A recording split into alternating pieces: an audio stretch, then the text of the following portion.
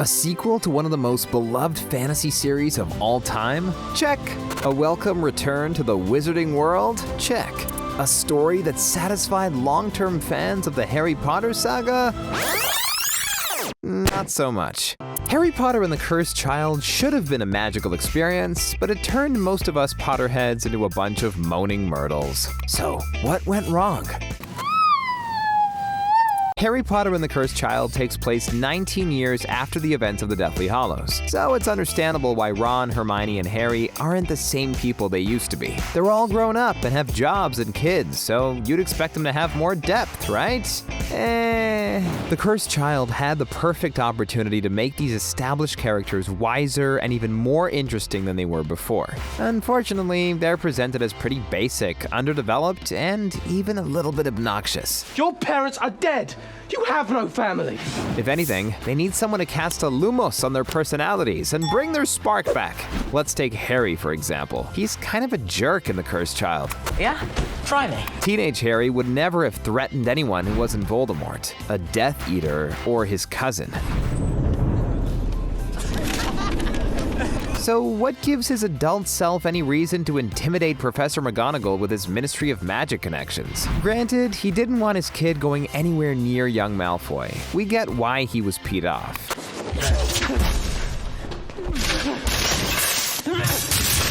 But threatening to punish his old professor and school with the full might of the Ministry over such petty nonsense? Nope. Sorry, we ain't buying that. Harry's the type of guy who handles problems like the good Gryffindor he is, and he respects the people who helped him along the way. And what's the deal with him calling his old professor by her first name? We know you're a grown-up now, Mr. Potter, but let's not forget that Minerva is one of the main reasons why Hogwarts didn't fall to Voldemort and his minions. Pier totem locomotor! That being said, Harry isn't the most mishandled character in The Cursed Child. That dishonor goes to Hermione, who had the potential to be even more badass than she was as a teenager. Making her the Minister of Magic was a great idea in theory. A muggle-born witch stepping into a role that was previously reserved for the purebred snobs? Sign us up for that. Hermione earned her success on the merit of her talent and for risking her life countless times in the fight against evil. However, the Cursed Child casts a reducto spell on the qualities that made her so awesome in the first place. This Hermione spends most of her time reminding everyone that she's the Minister of Magic because her male colleagues don't respect her. Considering that bigotry and dated attitudes exist in the wizarding world, the topic of workplace sexism could have been tackled in a compelling manner in The Cursed Child. No one asked your opinion, you filthy little mudblood. And Hermione would have been the perfect character for sticking it to the patriarchy. Then again, The Cursed Child fails its women characters in general. Ginny is relegated to the position of Harry's disgruntled housewife. No!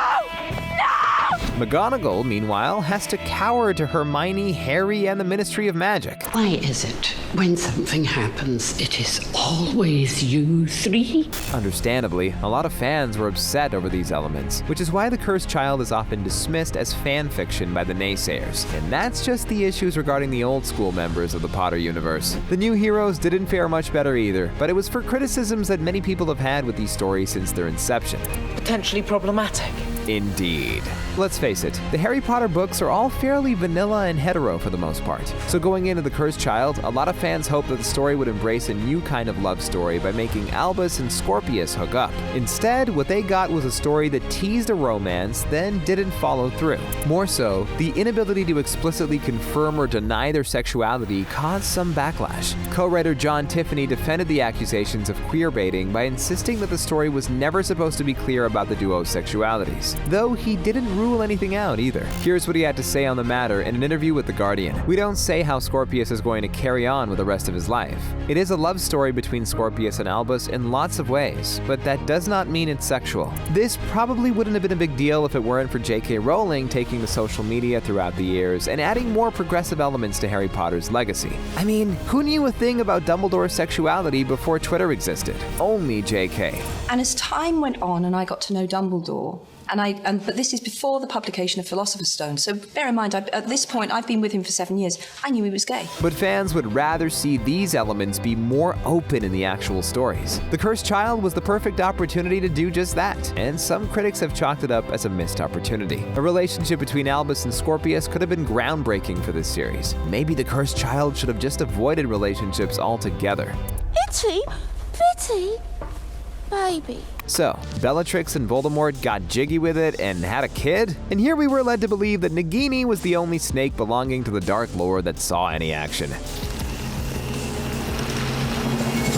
Anywho, the weirdest thing about this revelation is learning that Big Daddy V was capable of siring children. The dude doesn't even have a nose, so how are we supposed to believe that he has the necessary body parts to make babies? Heck, he was basically a baby himself in the Goblet of Fire.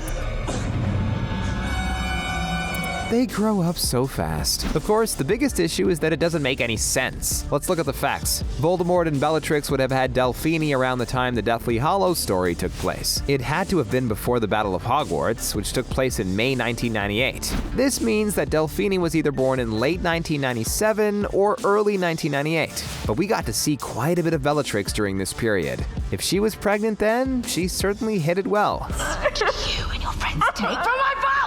The mental gymnastics trying to explain aren't worth it. It certainly adds some entertainment value and shocking twists to the Cursed Child, but it didn't help critics of the story accept it as canon, especially when other parts of the Cursed Child are every bit as nonsensical as Voldemort starting a family. This brings us to the time travel portion of this video, which wraps up everything that's wrong with the Cursed Child in a nutshell. In Harry Potter and the Prisoner of Azkaban, the rules of going back in time are firmly established. Time is basically a closed loop, and the past can't be changed, only fulfilled. And you would do well, I feel, to return before this last chime.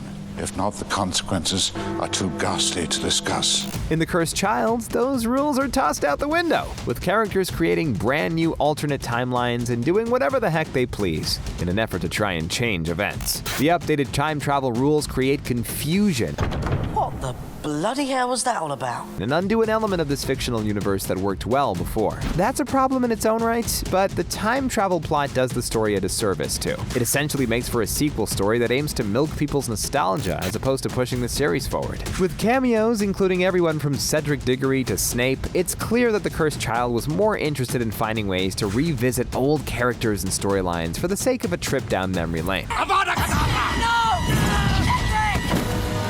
It's like a lesser remix of Harry Potter, with Albus and Scorpius more or less acting like the hip DJs who have been tasked with giving it a swanky makeover for the modern age, instead of making their own original bangers. And this undermines what made this universe great in the first place, which is stories that revolve around fresh, thrilling, high-stakes adventures. Albus and Scorpius were always going to live in the shadow of their parents, but the Cursed Child doesn't do much to help them break free on their own.